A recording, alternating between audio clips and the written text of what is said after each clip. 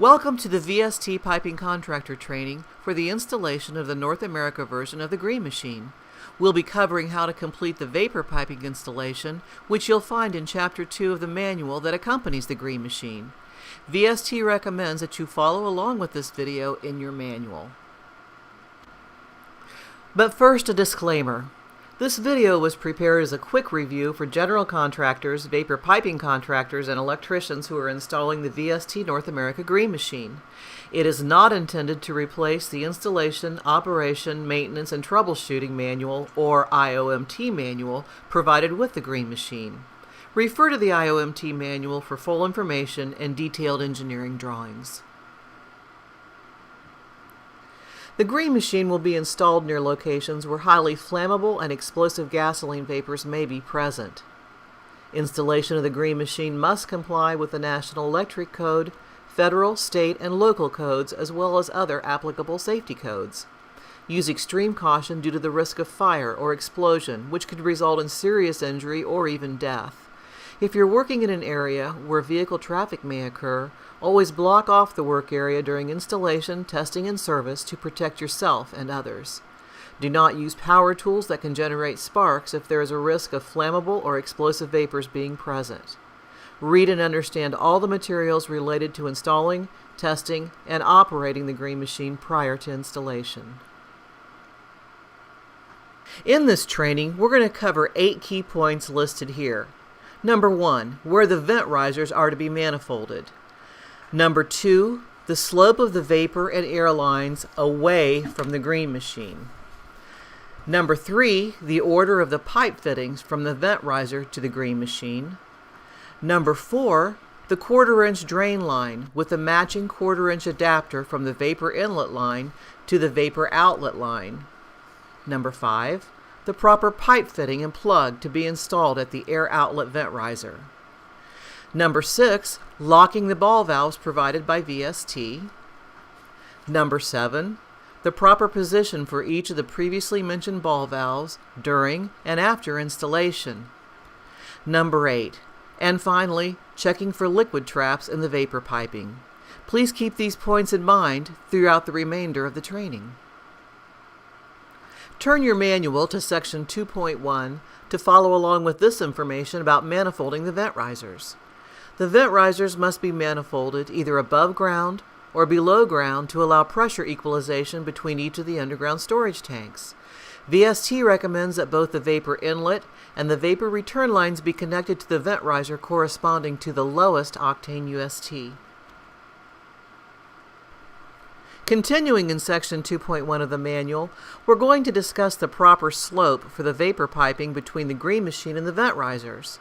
All 3 vapor pipes, vapor inlet, vapor return, and air outlet, require a minimum slope of 1/4 inch per foot away from the Green Machine toward the vent riser. This slope drains any condensate that may be in the piping away from the Green Machine, improving both reliability and efficiency. Here's another example of the slope being installed correctly. Note that the slope is away from the Green Machine in all sections of the piping.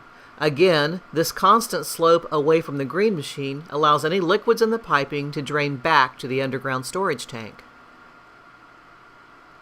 Turn your manual to section 2.3 to follow along with this information about the order of the pipe fittings installed between the Green Machine and the vent risers.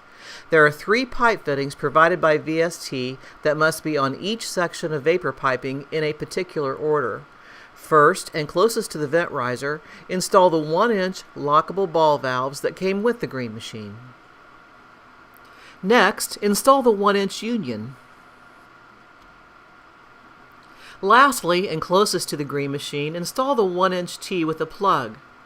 These pipe fittings must be installed in this order so the functionality test can be run properly and so that the Green Machine can be removed from the system without venting vapors to the atmosphere. Continuing in section 2.3, follow along with this information about installing the drain line. The drain line runs from the vapor inlet line to the vapor return line. This drain line allows any liquid that can accumulate in the vapor inlet line to drain to the return line and in turn to the underground storage tank. It's equally important that the drain line both have a loop and that the loop is correctly positioned with regard to the vapor lines. To ensure the liquid is allowed to properly drain, the top of the loop and the drain line must be below the bottom of the vapor inlet line. Also, note that this is where the 1/4-inch adapter is to be installed. Here's an example of a correct installation of the drain line. Note that the top of the loop is below the bottom of the vapor inlet line. Turn your manual to section 2.4 to follow along with this information about installing the air outlet vent riser. A new air outlet vent riser connected to the green machine must be installed to release the clean air to atmosphere. This vent riser must be installed to at least the same height as the existing risers, per NFPA regulations. It is important to ensure that clean air is able to vent to the atmosphere unobstructed by liquid. A T-fitting must be installed at the bottom of the air outlet vent riser with a plug in the bottom so that any liquid that may collect in the pipe can be easily drained. Turn your manual to section 2.5 to follow along with this information about the locking ball valves. The green machine comes with 3 lockable ball valves, along with a lock for each. These locks prevent any non-authorized tampering with the green machine, and all valves must be locked after the installation is complete. During installation, all 3 lockable ball valves on the vapor inlet, vapor outlet, and air return must be locked in the closed position. This is to prevent any vapors from escaping from the UST to atmosphere. After installation is complete, these 3 valves must be locked in the open position. Note that the closed position is perpendicular to the pipe, as shown in this picture. The ball valve below the pressure sensor must be in the open position.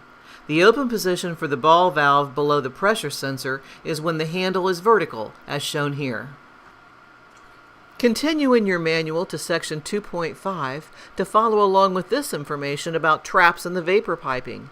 Any trap should be avoided in the piping between the green machine and the vent risers.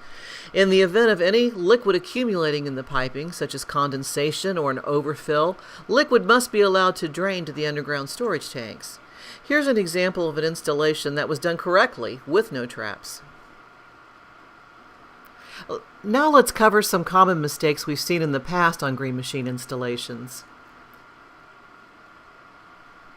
If the slope of the vapor piping is either sloped towards the green machine or away from the green machine with too little slope, then the vacuum pump will fail and will need to be replaced.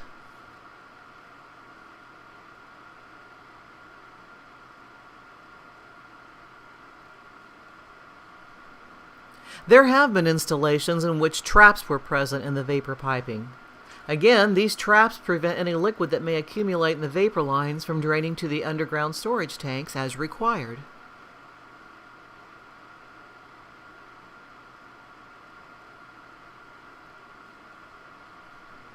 Some installations have installed the pipe fittings on the vapor lines in the wrong order. This results in the pipe fittings needing to be reworked.